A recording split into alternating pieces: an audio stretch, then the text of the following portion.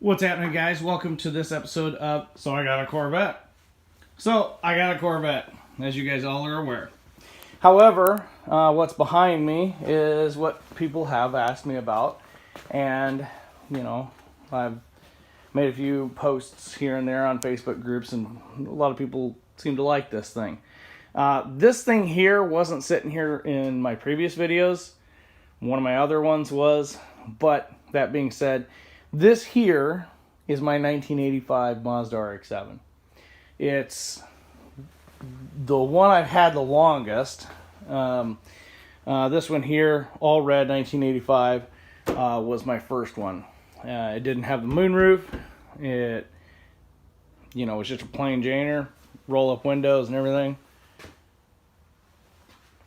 Anyway, this here is a 12A rotary motor. This is what they look like sitting out in the on the floor. All right, there's a 351 Windsor block, so kind of give you a little size comparison there. They're not exactly the smallest things. They're very complicated to explain how they operate, and even when you do understand how they operate, it's still really confusing. She is a little dirty because she was outside all winter, and I was not too happy about that, but somebody took her spot in the garage and we fixed that. So the other car is in, because I've got this main part of the garage, and I can actually fit 3 cars in here if I really wanted to. If I really have to, I can put 3 cars in here. I've got my office, and then I've got a wood shop in the back, and then I've got another 2-car garage in the back. It's all attached. But anyway, I moved that back there, right? So anyway, what's special about this car, right? It's the last year of the first generation Mazda RX7s, and this was one of my bucket list cars when I was little. I saw this car, not this one specifically, but a brown on brown Mazda RX-7. It was an 84 or 85. I'm not entirely positive what year it was, but it was a first generation. And yeah. Anyway, I never thought I'd get one because they just happen to be like pretty rare around my part of the woods here. And I ended up, once I did get into a position in my life where I was able to track one of these down, I basically put out an APB and bought every one of them in sight and pretty much cleaned up my local area. All of them are in pieces all over the place. Anyway, that being said, what I would do is I would buy one, enjoy it for a little while, and then part it out. And then I would buy another 1 or 2 with the funds that came from the previous. Now, that being said, none of these cars owe me anything. All these cars have paid for themselves. And that's really cool. A lot of people don't do that with their cars. But I wasn't making as much as I am now. And back in the day that I got this, I kind of had to do that. I had to kind of rob Peter to pay Paul as far as RX-7 parts. Yeah. That being said, this car is going to end up needing to be restored. It's not going to be a goofy looking job like the other one. I do actually have original painted doors for this body color. The car's had previous paint work done, and there's some filler here. Something's going on here. You get some lifting of the paint here, and some cracking of the paint. Got dents on the door. So basically what I'm going to end up doing, rather than doing a bunch of body work on this door, I'm just going to swap it out for my clean door. I've got body panels that have issues. The hood here, right over here, it has been hit and re-straightened, and that headlight housing is not original. I kind of have to tweak it in order to get it to do what I want to do. I have a clean hood right there, though. It came off my first one, and it would be kind of poetic that it gets put on this one. I'm tired, guys. I apologize. Anyway, that being said, blah blah blah blah. Car. This isn't the original paint job on the car. Some of it is, some of it isn't. One big giveaway that the car's been repainted. You can kind of see the rear quarter panel here. It's a different shade of blue. It really shows up in the sunlight. But anyway, you've got this right here. I'm pretty sure that this color here is the original paint. However, there's a clear coat done to it, and I mean you can see some runs here.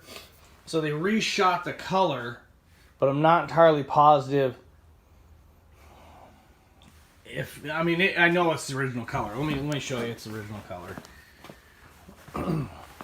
See, you guys know it's the original color. But anyway, you can see where it's been haphazardly taped off and painted. But eventually I'll fix that. You know, it is what it is. I'll do that.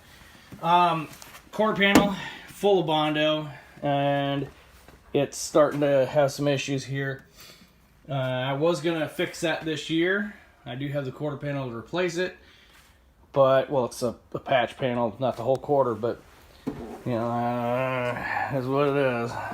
Anyway, fun little car. I've enjoyed it immensely over the years. One of the things that I forgot that I needed and left it out is weather stripping. Yeah, go figure. I put it all in the Corvette. Yeah. Anyway, it leaked profusely, and there was a pond in there on the driver's side. It's got 157,000 miles, and it's running just as strong as ever. I really like the car. I really like the car. If you guys have a chance to own an RX-7, or if you have had one, you know, by all means, share that in the comment section. Love to hear about your story with your RX-7. Do you own something besides your Corvette? I want to hear about it. Tell me a little story. And yeah, let's just kind of hang out and talk about cars. Motor-wise, I haven't done anything. It does have a full racing beat street port exhaust. Used to. The center pipe here. This is the center pipe here. The resonator pipe. I basically, because this was starting to rust out so bad that I cut the ends off and basically put straight pipe. So it doesn't have the resonators, and it is loud. It isn't really that fast, but it is loud, let me tell you. I didn't paint that gray there. It's like house paint or epoxy, something, and it does not want to come off. So I'm not entirely positive who patched that. So at one point this has been fixed here. The rear quarter panel back there has been messed with, and the whole car has been repainted. Yeah, I don't know. It is what it is. It's been a really good car. It doesn't owe me anything. I did put the Transformer emblem there. I thought that was kind of cool. And kids around town do recognize the car, and it's a fun little car. Anyway, that being said, that's all I got for the RX-7. Real quick before I go though, Corvette. She's still looking as pretty as ever. I messed up something though. When I was pressure washing the car, we all know don't pressure wash under the hood or up under the front of the car, right? We want to stay away from the Opti Spark. We don't want to mess that up, right? Well, when I was sitting here spraying the wheel well, I nicked this area and blew the paint right off it. Just zapped that paint right off, all the way down to the plastic. You know, and I'm like, whoa! The bare bones on this thing is white. But anyway, it was a big white spot right here. Just blew all the paint, everything right off. I was able to touch it up a little bit. And I would like to get this patched right here and fixed properly. That'd be pretty neat. Get that done right. One of these days, but I'm just going to have somebody professional do that because it did glaze the or dig into the fiberglass on that. So I'll probably have somebody fix that professionally. And you know, looks like we get a little rock chip or two there. Here's what it is. That's the cost of doing business if you got a driver Corvette. You know, I bought it to drive it. It's the nature of the beast.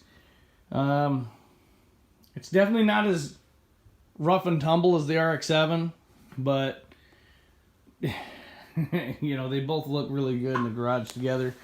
I definitely can't complain. I could have done far worse. Anyway, guys, questions or comments, feel free to leave them in the comment section below. I really don't have much other than, you know, me babbling about my RX7 today. And I think if you guys share some stories below, well, we'll probably make an interesting video out of the next one. I don't know.